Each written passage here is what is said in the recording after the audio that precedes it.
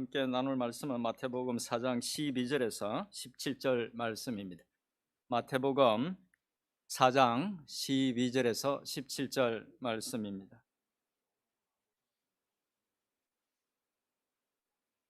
찾으셨으면 제가 받들어 읽겠습니다.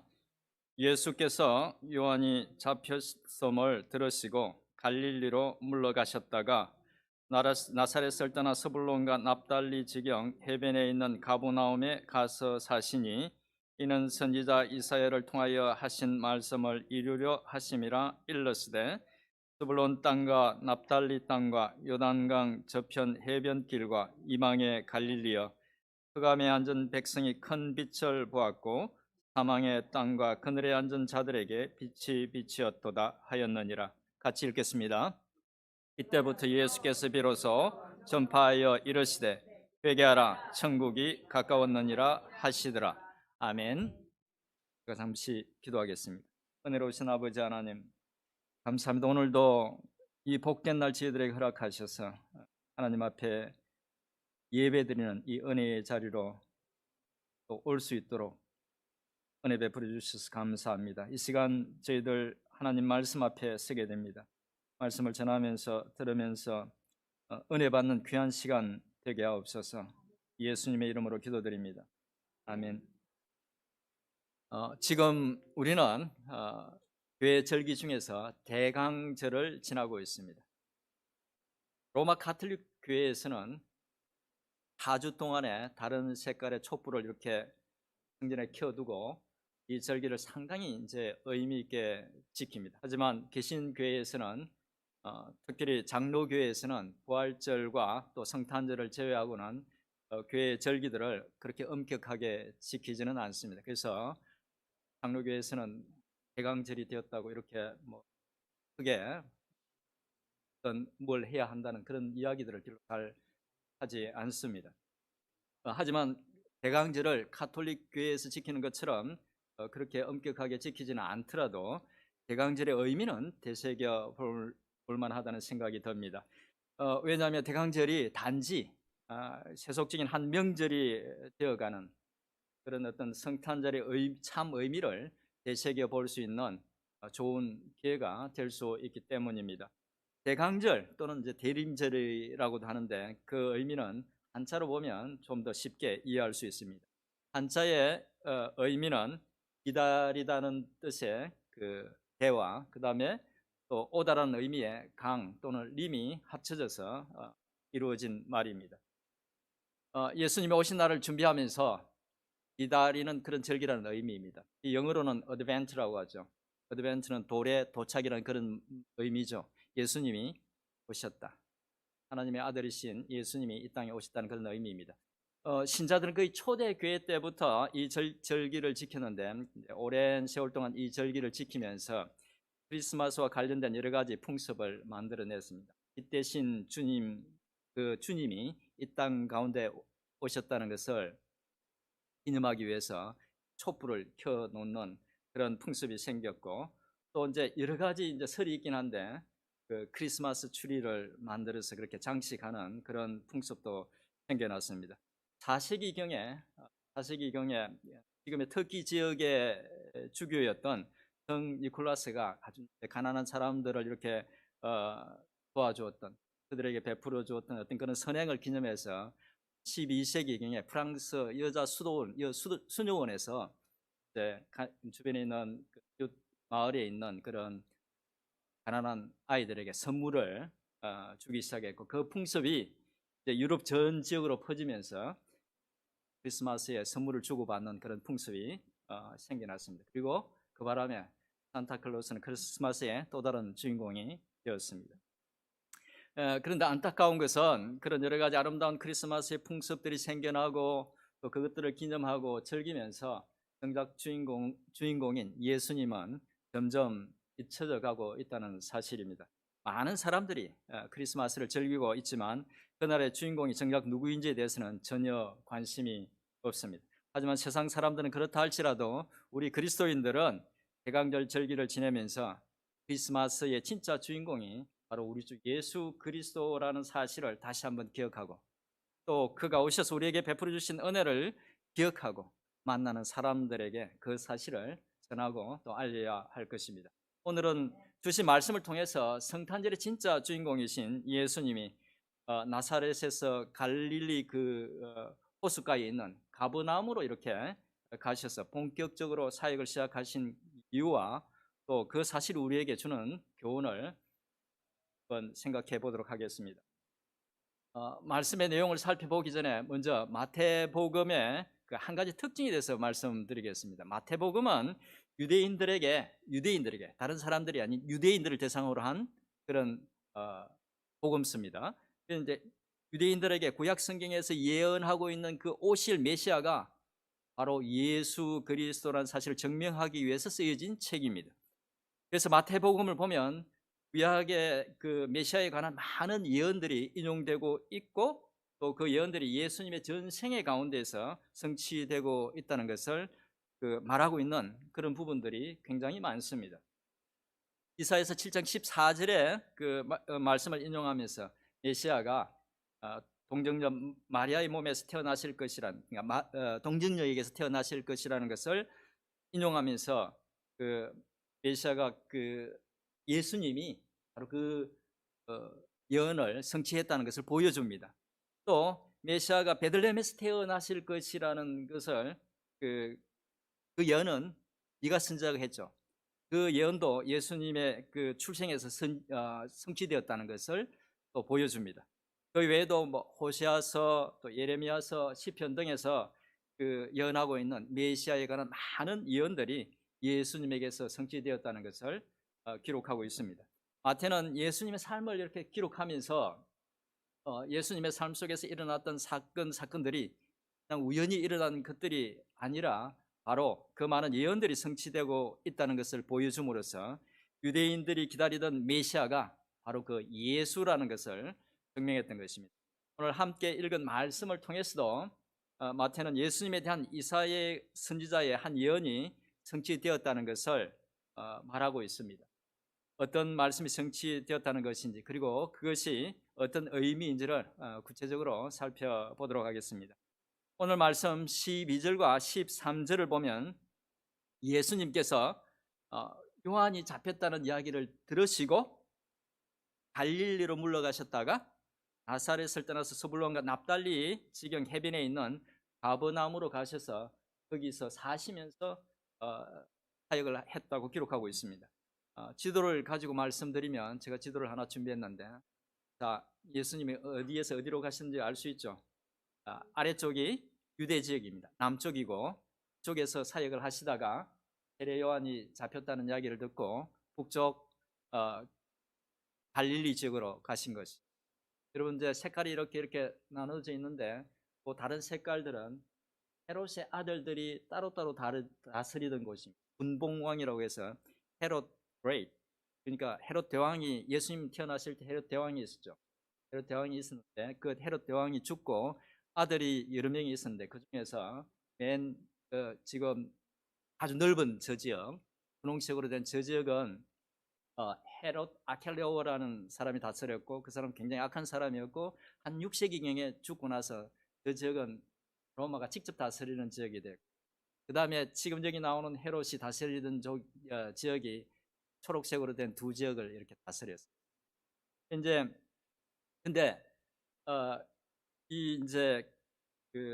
여기서 말하는 요한은 세례 요한입니다. 세례 요한이고 세례 요한이 헤롯 왕, 여기서 헤롯 왕이라고 이야기할 때 이 헤롯 왕은 헤롯 안디바를 가리킵니다. 이 사람이 좀 악한 사람이었어요. 그래서 이제 자신의 아내를 버리고 이복 동생이었던 빌립, 이 빌립은 이제 분봉왕으로는 되지 않았던 사람인데 이 빌립의 동생, 그러니까 이복 동생의 아내 헤로디아를 빼앗아서 자기 아내로 삼은 것을 이제 이 세례 요한이 공개적으로 이제 비판을 합니다. 옳지 못하다, 윤리적으로 절대 옳지 못하다. 그래서 이제 비판을 합니다. 그러자 헤롯 안디바는 세례 요한을 감옥에다 가두어버립니다.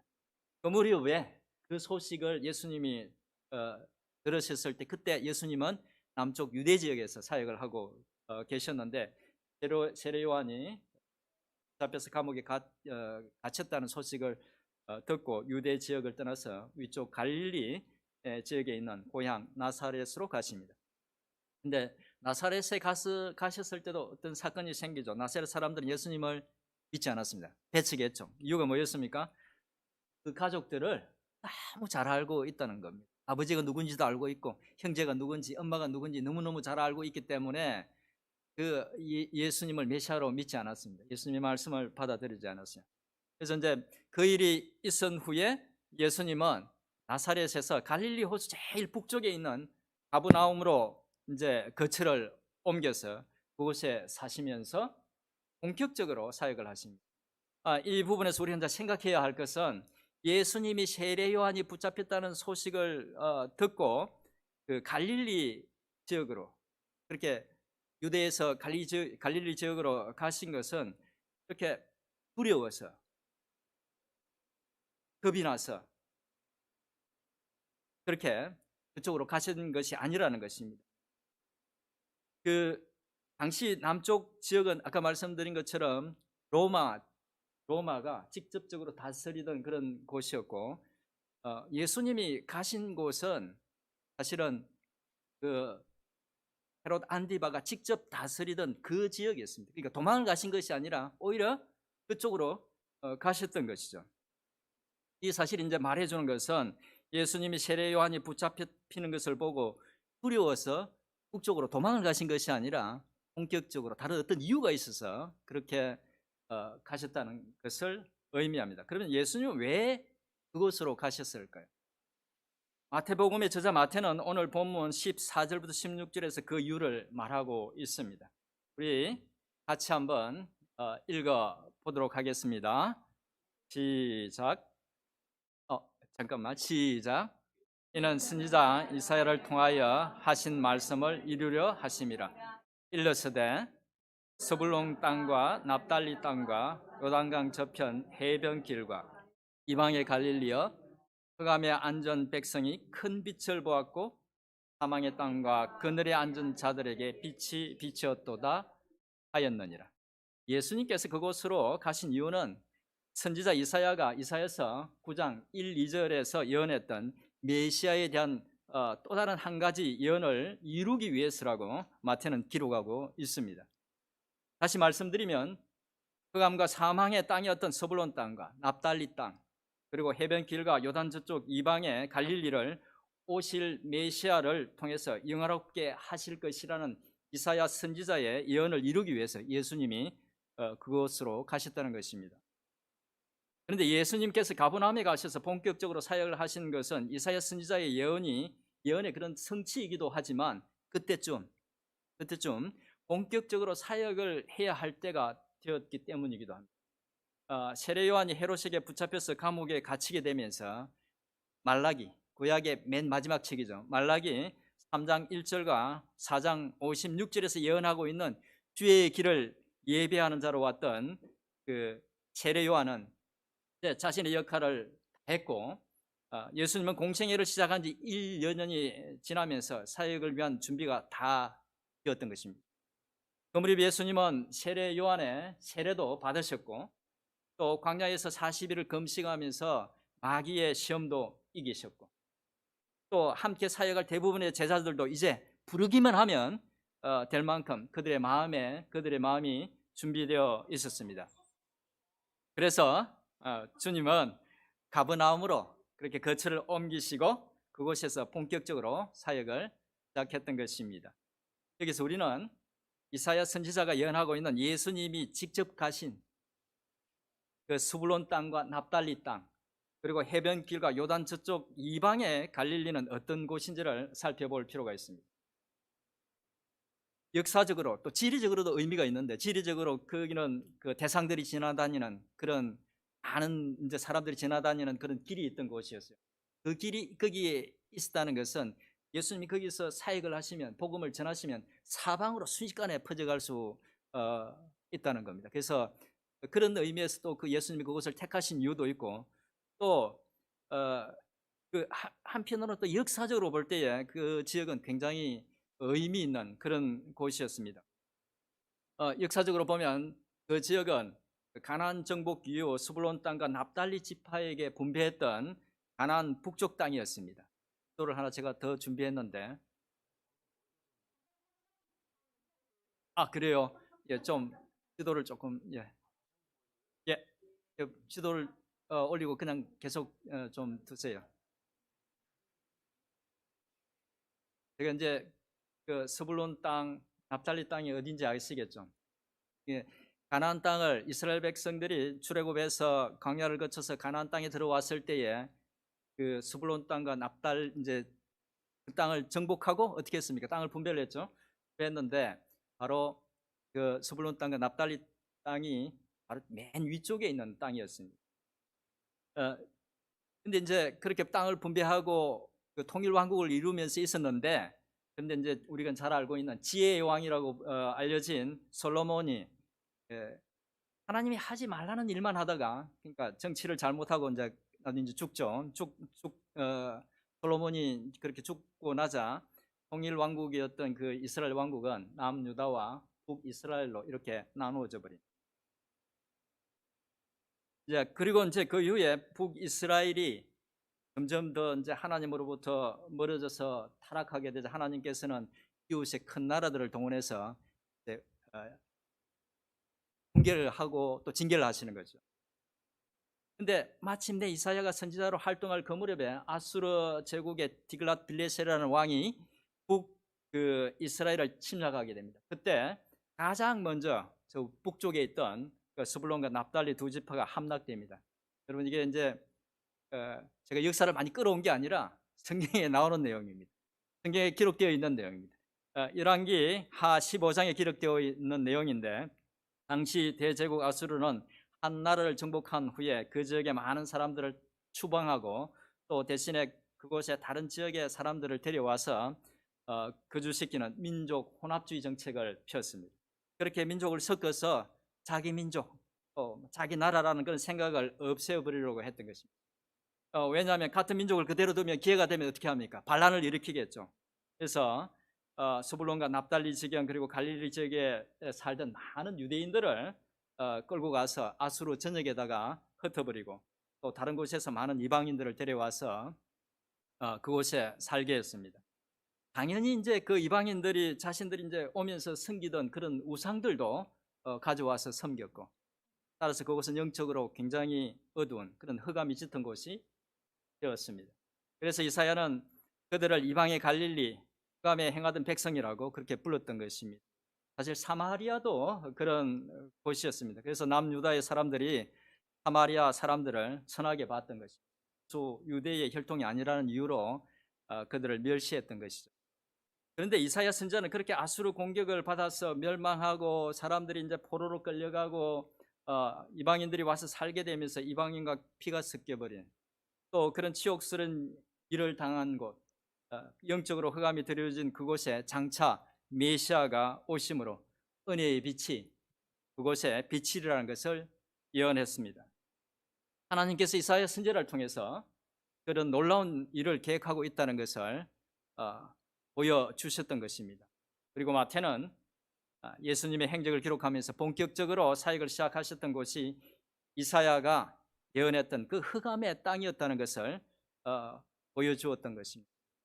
마태는 예수님을 통해서 이사야의 예언이 그대로 성취되었다는 것을 보여줌으로써 예수가 바로 생명의 빛으로 오신 메시아라는 것을 강조해서 말했던 것입니다.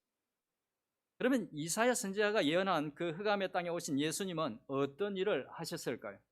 17절에서 예수님이 하신 가장 핵심적인 일을 말씀하고 있습니다. 우리 17절을 같이 읽어보도록 하겠습니다. 17절입니다. 같이 읽겠습니다. 시작. 이때부터 예수께서 비로소 전파하여 이르시되 회개하라 천국이 가까워왔느니라 하시더라. 아멘. 빛으로 오신 주님의 첫 메시지이자 가장 중요한 메시지는 회개하라 천국이 가까웠다는 것이었습니다. 세례 요한이 전했던 메시지와 똑같은 메시지를 예수님이 선포하셨던 것입니다.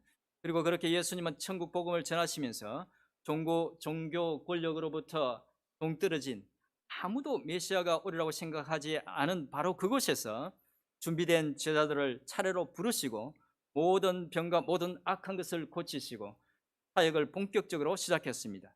그러자 그에 대한 소문은 곧 사방으로 퍼져갔고 예수님은 그 소문을 듣고 몰려든 수많은 사람들과 또 병든 자들, 고통당하는 자들, 귀신 들린 자들, 중풍병자들에게 천국 복음을 들려주시고 또 치료해 주시고 귀신들을 쫓아내 주셨습니다. 그리고 곳곳을 다니시면서 나병에 걸려서 귀신에 들려서 눈이 멀어서 혹은 가장 소중한 사람을 잃어서 낙심하고 절망한 수많은 사람들을 치료해주고 회복시켜주고 도와주셨습니다. 병들어 죽어가는 하인을 살려달라고 간절히 부탁하는 이방인 백부장의 소원을 들어주셨고, 남편을 5이나 바꾸고 지금 사는 사람도 정식 남편이 아닌 기구한 삶을 살아야 했던 사마리아 여인을 찾아가서 그에게 생명의 복음을 전했습니다. 하나밖에 없는 독자를 잃고 큰 슬픔에 잠긴 나인성 과부의 외아들을 살려주셔서 그의 애통함을 위로해 주었습니다. 하나밖에 없는 외동딸을 잃고 슬퍼하는 해당장 야이로의 딸을 살려서 그의 품에 안겨주셨습니다. 또한 가는 곳마다 몸소 하나님의 백성으로서 바른 삶이 무엇인지를 보여주시고 가르쳐 주셨습니다. 그리고 마침내 십자가를 지심으로 당신의 생명을 모든 인간들을 위한 속죄의 제물로 내어주셨습니다. 그의 피로 죄와 사망의 모든 결박을 풀어주셨던 것입니다. 그렇게 살고 죽으심으로 당신이 참된 생명의 빛이라는 것을 몸소 보여주셨던 것입니다. 그럼 오늘 말씀을 통해서 얻을 수 있는 교훈은 무엇일까요? 많은 교훈들을 생각할 수 있지만 오늘은 2가지만 생각해 보겠습니다. 첫째는 주님이 본격적으로 사역을 하시면서 말씀하신 첫 메시지가 회개하라는 것에서 얻을 수 있는 교훈입니다. 주님의 이 메시지는 우리가 들어야 할 메시지인 동시에 전해야 할 메시지입니다. 요즘은 회개라는 단어를 설교에서 듣기 어렵습니다. 혹시 회개하라고 하면 성도들이 불쾌하게 여기거나 부담을 느껴서 교회에 나오지 않을까 싶어서 설교에서 잘 사용하지 않는 그런 단어가 되었습니다. 하지만 분명한 것은 참된 신앙은 바로 회개에서 시작된다는 것입니다. 그러면 주님이 말씀하신 회개란, 그러니까 성경적인 회개란 무엇일까요? 회개라는 말은 한자 말로 뉘우친다는 의미의 해와 또 꽂힌다는 의미의 개가 합쳐진 단어로 죄를 미워하고 죄에서 떠난다는 것을 의미합니다. 좀 더 정확히 말씀드리면 주님이 말씀하신 회개는 단지 죄를 뉘우치는 정도가 아니라 죄가 영원한 죽음을 초래하는 근본적인 원인이라는 것을 인식하고, 즉 죄의 심각성을 인식하고 다시는 이전의 죄로 돌아가지 않고 정반대의 길을 가는 것을 의미합니다. 그런데 신자들 중에는 그런 성경적인 회개의 뜻을 잘 이해하지 못하는 신자들이 많습니다. 회개를 단지 죄로 인해서 받게 될 벌이 두려워서 범죄한 것을 후회하거나 또 죄 때문에 양심의 가책을 느끼는 것을 회개라고 생각하는데, 이런 것들은 진정한 회개가 아닙니다. 주님이 말씀하신 회개는 말씀드린 것처럼 이전에 죄된 삶에서 완전히 돌이켜서 하나님 말씀하시는 새로운 삶을 살기 위해서 애쓰고 노력하는 것입니다. 주님의 그런 회개를 그 땅의 사람들에게 요구했던 것입니다. 그 스불론 땅과 납달리 지역에 살고 있는 흑암에 살고 있던 그 사람들에게 주님께서 그런 회개를 요구하셨던 것이죠. 그리고 주님은 그런 회개를 지금 우리에게도 요구하고 있습니다. 신앙은 단순히 도덕적인 삶을 사는 것이 아닙니다. 과거에 하나님을 알지 못하고 지었던 모든 죄를 회개하고 돌이켜서 새로운 삶을 사는 것입니다. 바로 이런 회개가 구원을 얻는 참된 믿음의 출발인 것입니다. 만약 신앙생활을 하면서도 아직 진정으로 회개한 적이 없다면 사실 진정한 신앙인이라고 하기 어렵습니다. 아직도 교회 다니면서 사주팔자나 또 운명을 믿는다면, 아직도 하나님보다 우선시하는 혹은 하나님처럼 믿는 그런 정리하지 못한 우상이 있다면 진정으로 회개했다고 볼 수 없습니다. 그런 신자는 아무리 오래 신앙생활을 했다 하더라도 사실은 초신자인 것입니다. 다시 말씀드리지만 참된 믿음은 참된 회개에서 시작됩니다. 혹시 아직도 참된 회개를 한 적이 없는 분이 계시다면 하나님 앞에 진정으로 회개함으로 참된 믿음을 갖게 되기를 축원드립니다. 또한 회개하라는 주님의 메시지는 말씀드린 것처럼 우리가 전해야 할 궁극적인 메시지이기도 합니다. 이 메시지를 어떻게 전할 것인지에 대해서 어떤 사람들은 그대로 전해야 한다고, 원색적인 이 말씀 이대로 회개하라, 천국이 가까웠다, 그렇게 전해야 한다고 주장하는 사람들도 있지만, 저는 이 메시지를 전할 때에 성령의 인도하심을 받아서 다양한 방법으로 지혜롭게 전해야 된다고 생각합니다.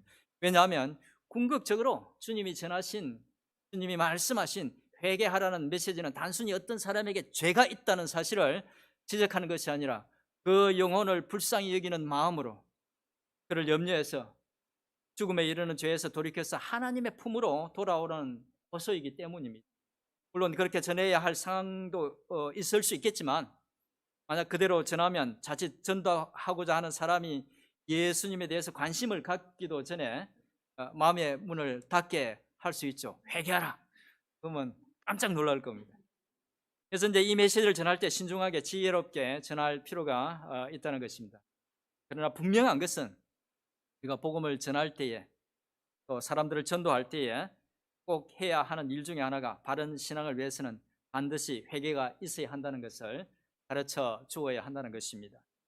그리고 우리 신자들은 삶을 통해서 기회가 있을 때마다 세상을 향해서 죄에서 돌이켜서 하나님의 품으로 돌아와야 한다는 것을, 그리고 거기에 소망이 있다는 것을 알려야 합니다.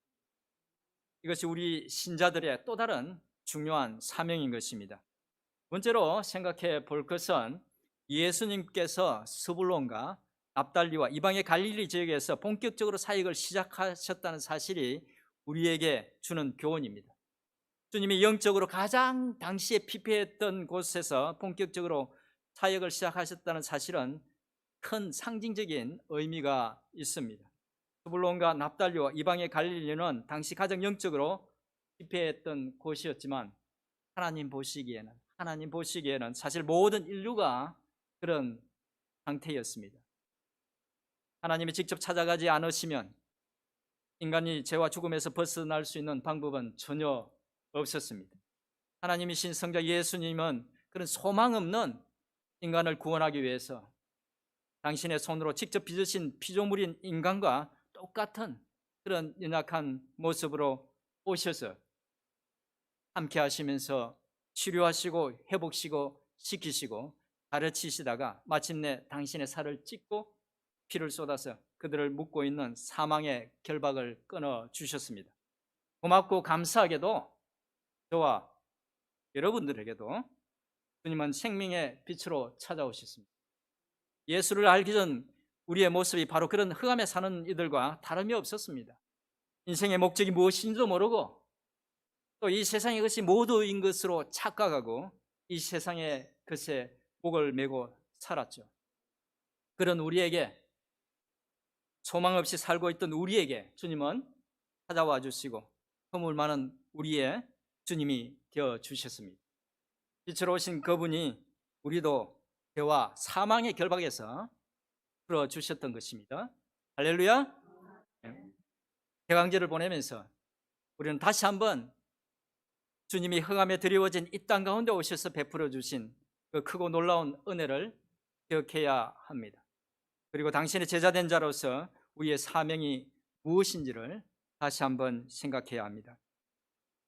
우리 생애 가운데 또 한 번의 크리스마스를 맞으면서 우리 모두에게 주님의 그 놀라운 은혜가 새로운 감격과 기쁨으로 다가오기를 주님의 이름으로 축원드립니다. 시간 주신 말씀을 생각하면서 한 1, 2분 정도 통성으로 기도하겠습니다.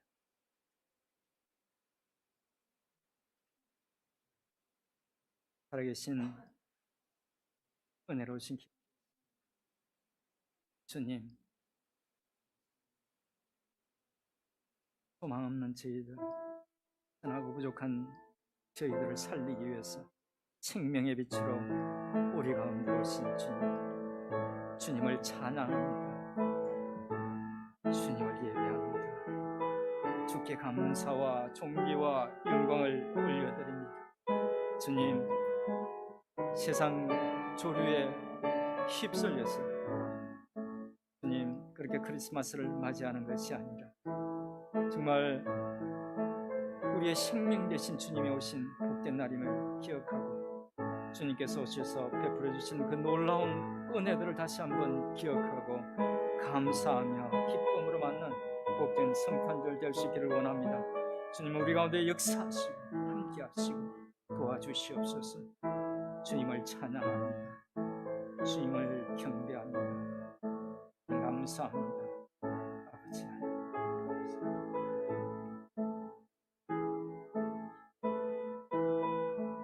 살아계신 하나님 아버지, 오늘도 말씀으로 저희를 교훈해 주셔서 감사합니다.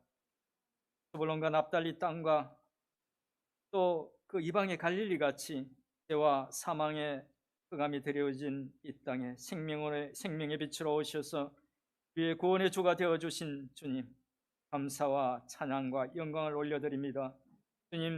주님께서 보여주신 그 모습 본받아서 세상 가운데서 당신의 빛된 자녀로 정답게 살아가는, 그래서 주님께 기쁨과 영광을 돌려드리는 저희들이 될 수 있도록 은혜를 베풀어 주시옵소서. 예수님의 이름으로 기도드립니다. 아멘.